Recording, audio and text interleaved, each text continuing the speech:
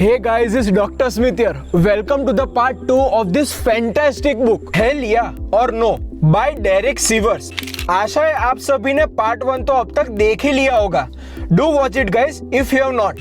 इस second part में हम बाकी के आखिरी 4 सेक्शंस को बेहद बारीकी में कवर करेंगे. पहले 3 तो हमने पार्ट 1 में ऑलरेडी कर लिए हैं. यू नो फ्रेंड्स, ये बुक सिर्फ कब, कहाँ, किसे और क्यों ना या हाँ कहने के लिए नहीं है, पर डायरेक्ट ने इसके अलावा कई लाइफ लेसन्स और नगेट्स हमसे ब्यूटीफुली शेयर किए हैं. इसीलिए दोस्तों एंड तक बने रहना, because it would be absolutely certainly worth your valuable time and effort. Let's dive in.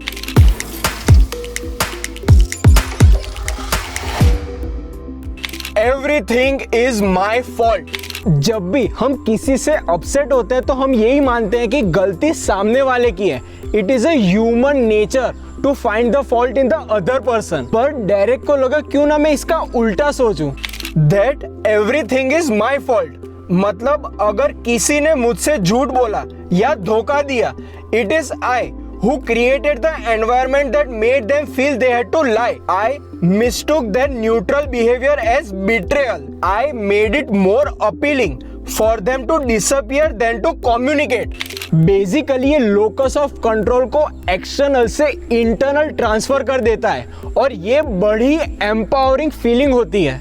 Direct कहते हैं this is way better than forgiving. When you forgive you are still assuming that they are wrong and you are the victim. But to decide it's your fault feels amazing. Now you weren't wronged. People were just playing their part in the situation you helped create. दोस्तों ये वाकई में काफी uplifting और empowering belief है. Now you are the person who made things happen, made a mistake and can learn from it. Now you are in control and there's nothing to complain about.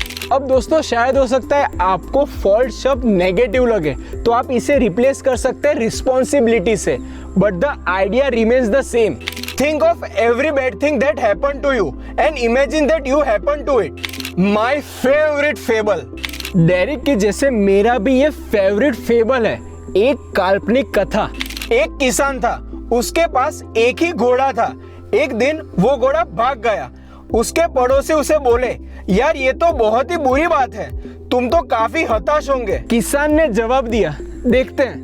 कुछ दिन बाद वो घोड़ा वापस आया, वो भी 20 और एकदम हट्टे कट्टे जंगली घोड़ों के साथ. पड़ोसी बोले, बहुत बहुत बधाइयाँ, ये तो बेहद अच्छी खबर है, तुम तो काफी खुश होंगे. किसान ने फिर जवाब दिया, देखते हैं.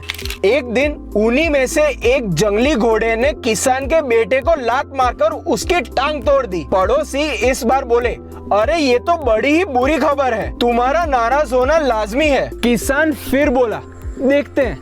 कुछ ही दिनों बाद उनका देश एक जंग लड़ रहा था और हर सक्षम और तंदुरुस्त युवा आदमी को जंग लड़ने जाना ही था. दोस्तों वो बेहद खतरनाक जंग थी और कई युवा मर गए थे, पर किसान का बेटा बच गया था क्योंकि उसकी टांग टूटी थी और इसी कारण वो जंग के लिए अक्षम था.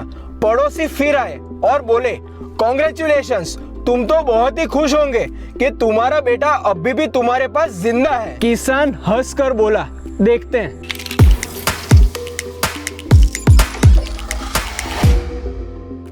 Obvious to you, amazing to others. अगर आप किसी भी तरह के आर्टिस्ट या क्रिएटर हो तो आपने ये फीलिंग महसूस की होगी. You experience someone else innovative work.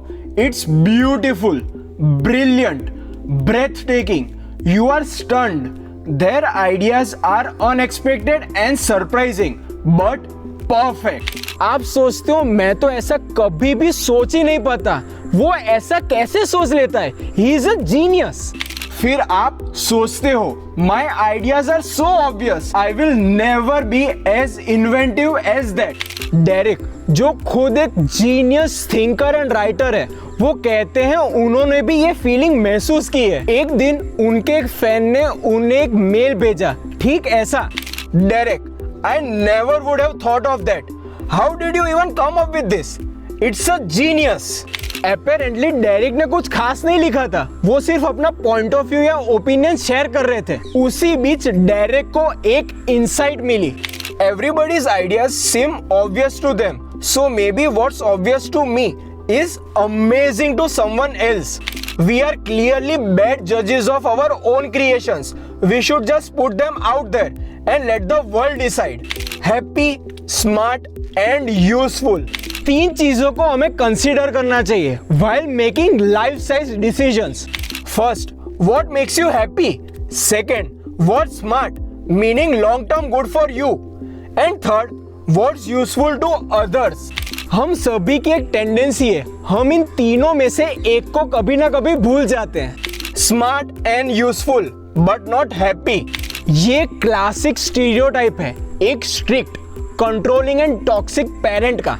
You will go to the best school, get perfect grades, get a degree in law or medicine and make lots of money. What you want doesn't matter. This is what is best for you and your family. I am sure आप सभी इससे तो relate करते ही होंगे. अब दोस्तों एक तरीके से देखा जाए तो ये उतना भी बुरा नहीं है. It is rational, just like a machine. But happiness is the oil. Without the oil, the friction kills the engine. Happy and smart but not useful.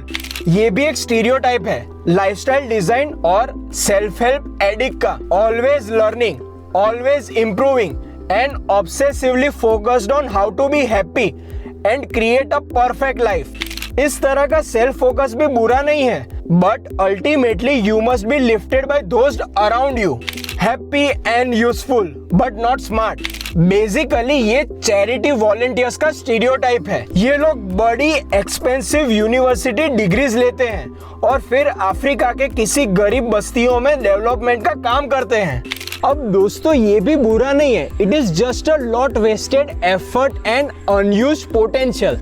Just happy, not smart और यूजफुल.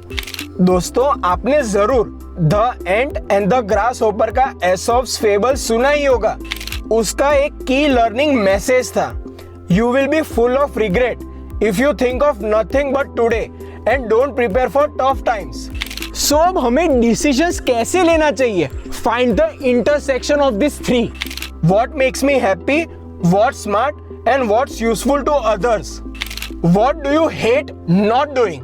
दोस्तों ज्यादातर हम पूछते हैं what do I really love और what makes me happy, पर आपको पता होगा ये बड़ा ही कंफ्यूजिंग क्वेश्चन है. सो इंस्टेड डायरेक्ट कहते हैं हमें खुद से ये क्वेश्चन पूछना चाहिए.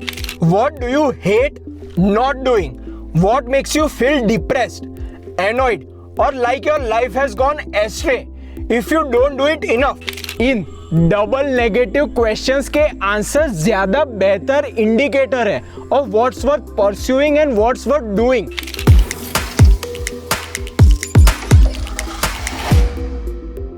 अनलर्निंग एल्विन टॉफलर का एक बेहतरीन कोट है.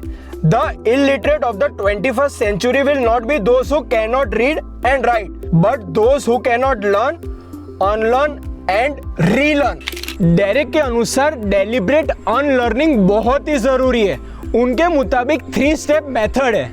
First, doubt what I know. Second, stop the habit of thinking I know it. And thirdly, require current proof that it's still true today, otherwise let it go. Subtract. हम सभी सोचते हैं खुद बुद्धिमान बनने और हमारी जिंदगी को सुधारने के लिए we need to add and add. The adding mindset is deeply ingrained. It's very easy to think I need something else.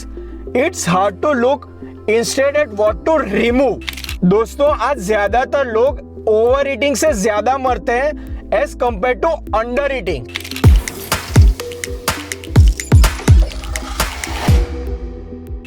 Goals shape the present, not the future.